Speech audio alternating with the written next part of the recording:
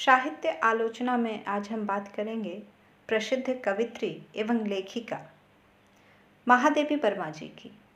उनके विषय में कुछ कहना सूरज को दीपक दिखाने जैसा है। अतः सीधे उनके एक संस्मरण सोना की बात करते हैं। सोना अचानक आई थी, परंतु वह तब तक अपनी शैशवावस्था भी पार नहीं कर सकी थी। सुनहरे रंग के रेशमी लच्छों की गांठ के समान उसका कोमल लघु शरीर था। छोटा सा मुंह और बड़ी बड़ी पानीदार आंखें। देखती थी तो लगता था कि अभी छलक पड़ेंगी। परंतु उस बेचारे हिरण शावक की कथा तो मिट्टी की ऐसी व्यथा कथा है जिसे मनुष्य की निष्ठुरता गढ़ती है। वह न किसी दुर्लभ खान के अमूल्य हीरे की कथा है और न अथाह समुद्र के बहुमूल्य मोती की। प्रशांत वनस्थली में जब अलस भाव में जुगाली करता हुआ मृग समूह शिकारियों की आहट से चौंक कर भागा, तब सोना की माँ भागने में असमर्थ रही। मृग शिशु तो भाग नहीं सकता था, अतः मृगी माँ ने अपने संतान को अपने शरीर के ओठ में सुरक्षित रखने के लिए प्रयास में प्राण दे दिए। शिकारी मृत हिरनी के साथ उसके रक्त से सने और ठंडे स्तनों से लिपटे हुए शावक को जीवित उठा लाए। उनमें से किसी के परिवार की सहृदय गृहिणी और बच्चों ने उसे पानी मिला दूध पिला पिलाकर 2-4 दिन जीवित रखा। किसी बालिका को मेरा स्मरण हो आया और वह अनाथ शावक को मेरे पास ले आई। उसके बचने की आशा भी धूमिल थी, परंतु मैंने उसे स्वीकार लिया। स्निग्ध सुनहरे रंग के कारण सब उसे सोना कहने लगे। दूध पिलाने की शीशी, ग्लूकोज, बकरी का दूध आदि सब कुछ एकत्र करके उसे पालने का कठिन अनुष्ठान आरंभ हुआ। उसका दिन भर का कार्यकलाप भी एक प्रकार से निश्चित था। विद्यालय और छात्रावास की छात्राओं के निकट पहले वह कौतुक का कारण रही, परंतु कुछ दिन बीत जाने पर वह उनकी ऐसी प्रिय साथिन बन गई जिनके बिना उनका किसी काम में मन नहीं लगता था। दूध पीकर और भीगे चने खाकर सोना कुछ देर कंपाउंड में चारों पैरों को संतुलित कर चौकड़ी भरती। फिर वह छात्रावास पहुंचती और प्रत्येक कमरे के भीतर बाहर निरीक्षण करती। सवेरे छात्रावास में विचित्र सी क्रियाशीलता रहती है। कोई छात्रा हाथ मुंह धोती है, कोई बालों में कंघी करती है, कोई साड़ी बदलती है, कोई अपनी मेज़ की सफाई करती है, कोई स्नान करके भीगे कपड़े सुखाने के लिए फैलाती है और कोई पूजा करती है। सोना के पहुंच जाने पर इस विविध कर्म संकुलता में एक नया काम और जुड़ जाता था। कोई छात्रा उसके माथे पर कुमकुम का बड़ा सा टीका लगा देती, कोई गले में रिबन बांध देती और कोई पूजा के बताशे खिला देती।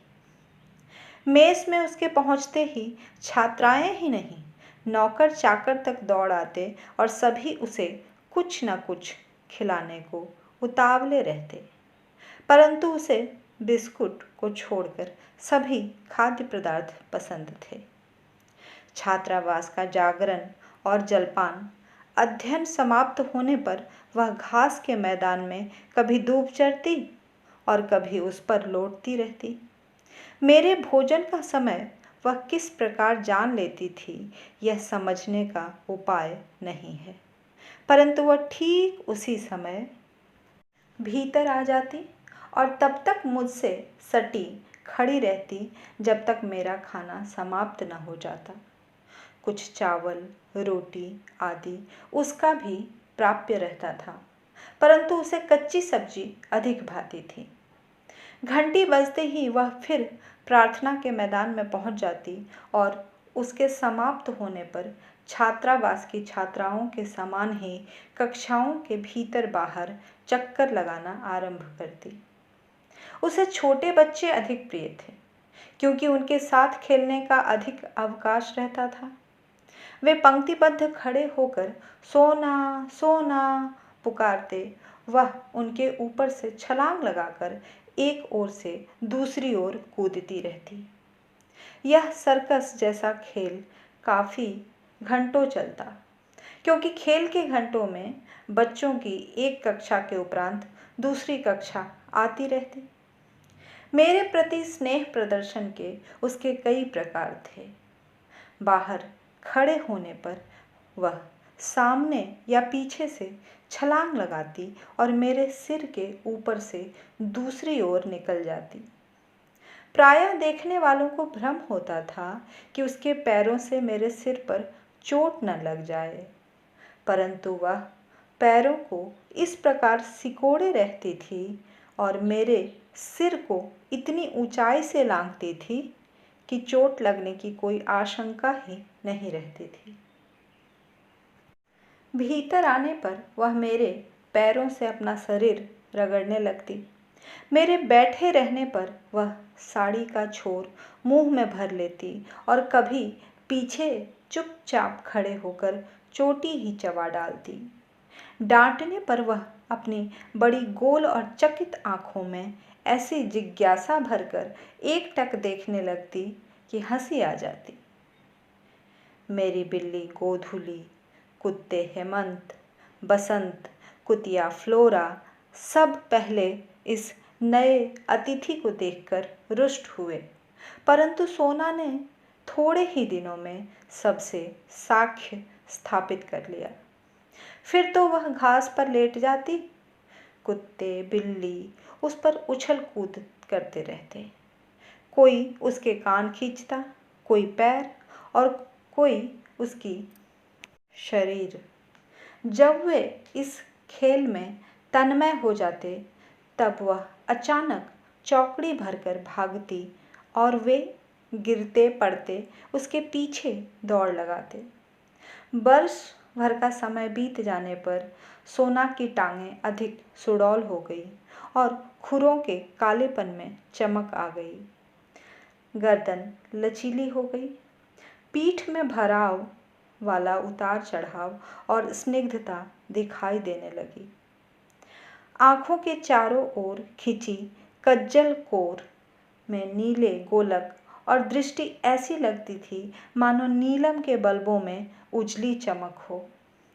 इसी बीच फ्लोरा ने भक्तन की अंधेरी कोठरी के एकांत कोने में 4 बच्चों को जन्म दिया और वह खेल के संगियों को भूलकर अपनी नवीन सृष्टि की संरचना में व्यस्त हो गई। 1-2 दिन सोना अपनी सखी को खोजती रही। फिर उसे इतने लघु जीवों से घिरा देखकर उसकी स्वाभाविक चकित दृष्टि गंभीर विस्मय से भर गई। एक दिन फ्लोरा कहीं बाहर घूमने गई और सोना भक्तिन की कोठरी में निश्चिंत लेटी थी। पिल्ले आंख बंद रहने के कारण चींची करते हुए सोना के उदर में दूध खोज रहे थे। तब से सोना के नित्य के कार्यक्रम में पिल्लों के बीच लेट जाना भी सम्मिलित हो गया। आश्चर्य की बात यह थी कि फ्लोरा हेमंत, बसंत या गोधुली को तो अपने बच्चों के पास फटकने भी नहीं देती थी, परंतु सोना के संरक्षण में उन्हें छोड़कर आश्वस्त भाव से इधर उधर घूमने चली जाती थी। संभवतः वह सोना के स्नेही और अहिंसक प्रवृत्ति से परिचित हो गई थी। पिल्लों के बड़े होने पर और आंखें खुल जाने पर सोना ने उन्हें भी अपने पीछे घूमने वाली सेना में सम्मिलित कर लिया। उसी वर्ष गर्मियों में मेरा बद्रीनाथ यात्रा का कार्यक्रम बना। प्रायः मैं अपने पालतू जीवों के कारण प्रवास में कम रहती हूँ। उनकी देखरेख के लिए सेवक रहने पर भी मैं उन्हें छोड़कर आश्वस्त नहीं हो पाती। पैदल आने जाने के निश्चय के कारण बद्रीनाथ की यात्रा में ग्रीष्मावकाश समाप्त हो गया। 2 जुलाई को लौटकर जब मैं बंगले के द्वार पर खड़ी हुई, तब बिछड़े हुए पालतू जीवों में कोलाहल होने लगा। गोधूली कूदकर कंधे पर आ बैठी। हेमंत, बसंत मेरे चारों ओर परिक्रमा करके हर्ष की ध्वनियों में मेरा स्वागत करने लगे। पर मेरी दृष्टि सोना को खोजने लगी। क्यों वह अपना उल्लास व्यक्त करने के लिए मेरे सिर के ऊपर छलांग नहीं लगाती? सोना कहाँ है?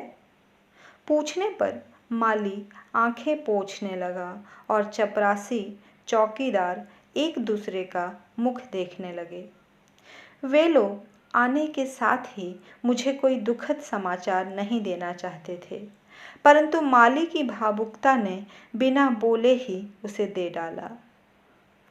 ज्ञात हुआ कि छात्रावास के सन्नाटे और फ्लोरा के तथा मेरे अभाव के कारण सोना इतनी अस्थिर हो गई थी कि इधर उधर खोजती सी वह प्रायः कंपाउंड से बाहर निकल जाती थी।